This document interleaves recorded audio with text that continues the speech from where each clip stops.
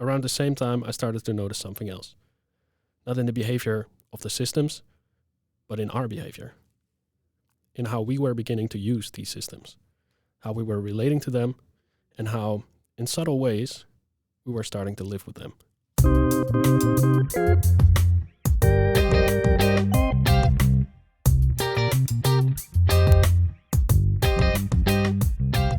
Hi, my name is Lenja Slierendrecht and you are listening to Studium, Generale, the podcast. April marks Philosophy Month in the Netherlands, and this year's theme is Know Thyself. Among other things, it invites us to explore what it means to be human in the age of AI. Have we, as humans, created prediction machines that could become our very own Frankenstein's monster, the creation that grows beyond our control? Or is there a way to shape a humane future that includes AI applications? Today we will listen to Joris Krijger. Joris Krijger is a philosopher of technology and one of the first Dutch AI ethicists, working at the ASN Bank and as a PhD candidate at Erasmus University, Rotterdam. He is author of the book Our Artificial Future, nominated for the Socrates Award and the National AI Award. He performed about the topic at the Rotterdam Nacht van de Filosofie on what it means to be human in the age of AI. Enjoy! You would think that after years of studying a subject, it becomes harder to be surprised by it. But in the field of AI ethics, the opposite tends to happen. Of course, when you first enter this space, the stories are sometimes worrying. You see systems becoming sexist, excluding women from hiring processes. You see them mislabeling black defendants as higher risk at disproportionate rates. And it shakes something quite fundamental. It shakes the idea that these systems are objective, that they are neutral, and that they simply reflect data. And with that, I remember a kind of unease setting in about how quickly these systems were being introduced, everywhere, all at once. And then you start seeing stranger moments, like Air Canada in court, arguing that it shouldn't be held responsible for something its own chatbot said, that the chatbot was, in some sense, a separate entity. You see these developments play out in real time on the news, and you see how unprepared we are. But while these stories are odd and a little ominous, they fit into a frame, a coherent narrative of how to understand this technology and its impact on society. That doesn't make it any less worrying, but it is something that can be addressed. Recently, however, I've started to feel that this frame may be missing something more fundamental that is going on. For a long time, I thought I knew what the core challenge was, because there's a way of telling the story of AI that makes a lot of sense. It goes something like this. At its core, AI is a class of systems that are very, very good at learning from data. They take in enormous amounts of information, find patterns in it, and use those patterns to make predictions. What word comes next in a sentence? What paragraph comes next in a story? What image matches a certain description? And what outcome is most likely in a given situation? In that sense, they are prediction machines. And that may sound simple, but it's also what makes them so powerful. Because for the first time, we're not just programming machines step by step. We're setting goals and letting the system figure out on its own how best to achieve them. These systems are not just tools in the traditional sense. They are, in a limited but meaningful way, learners. And once you see AI like that, a lot of its behavior becomes easier to understand. The bias we observe is often not created by the system, but revealed by it. It reflects patterns already present in the data. Patterns that, in turn, reflect the societies that produced that data. The opacity, the so-called black box, is not just a flaw. It's a consequence of how much these systems are actually learning. The responsibility gaps are a direct result of the autonomy we give to these systems. We delegate the tasks, but can we also delegate the responsibility for these tasks?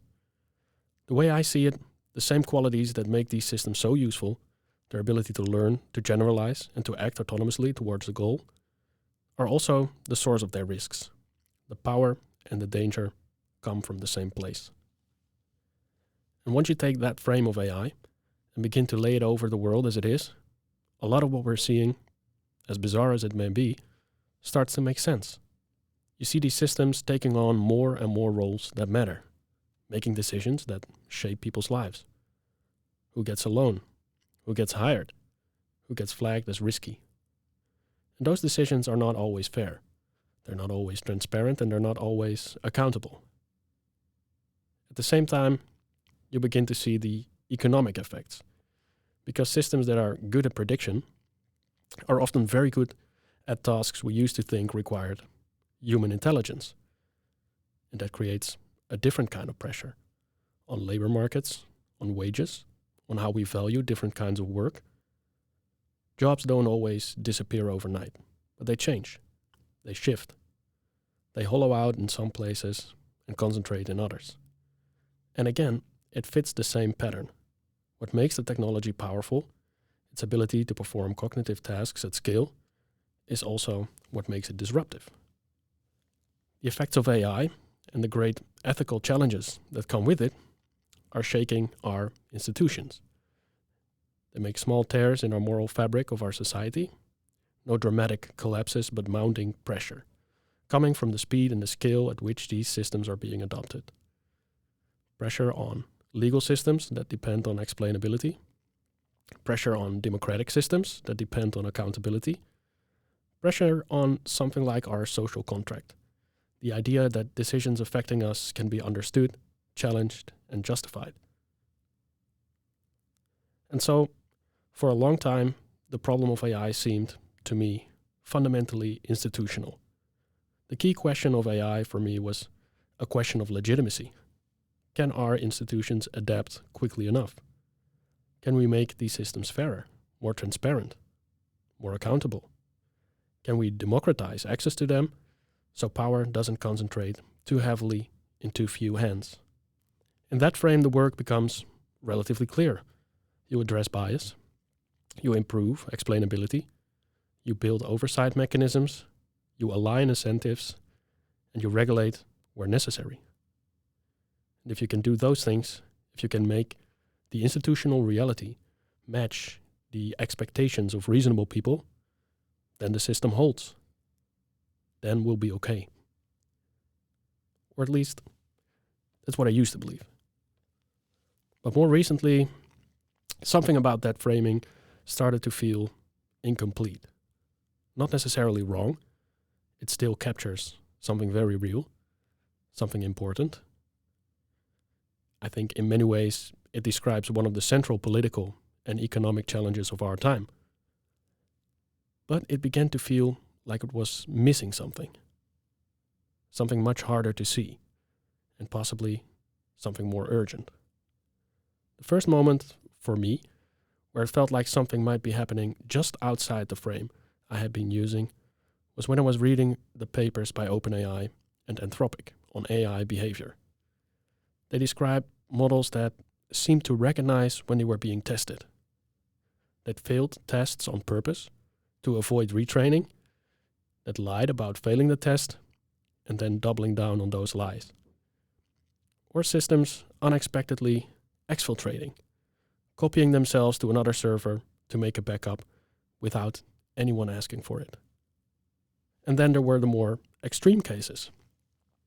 Work from Anthropic, where in certain scenarios, AI systems would resort to blackmail, using sensitive private information to avoid being shut down.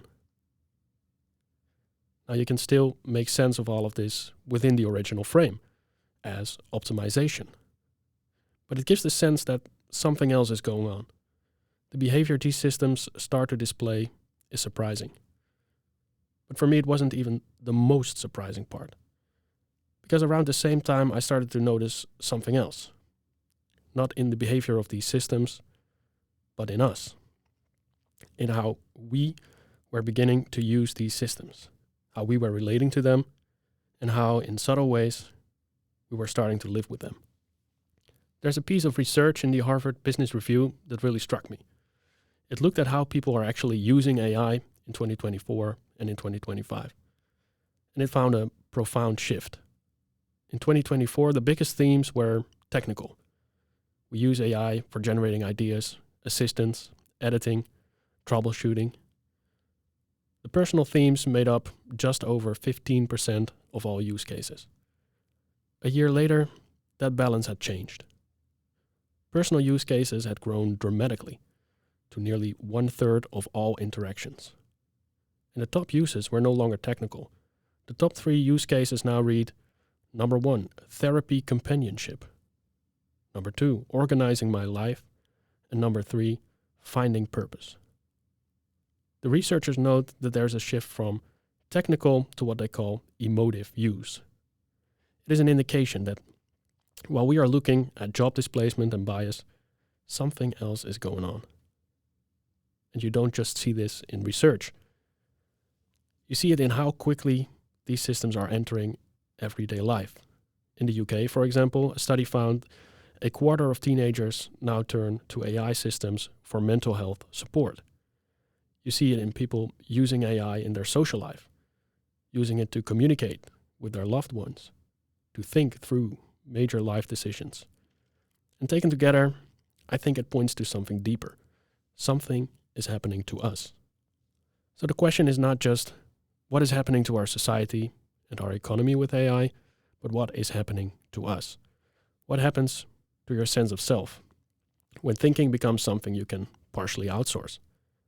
What happens to judgment when reflection increasingly happens in dialogue with a system designed to be helpful, agreeable, and responsive? What happens when we can isolate ourselves and lose ourselves in simulated AI relationships?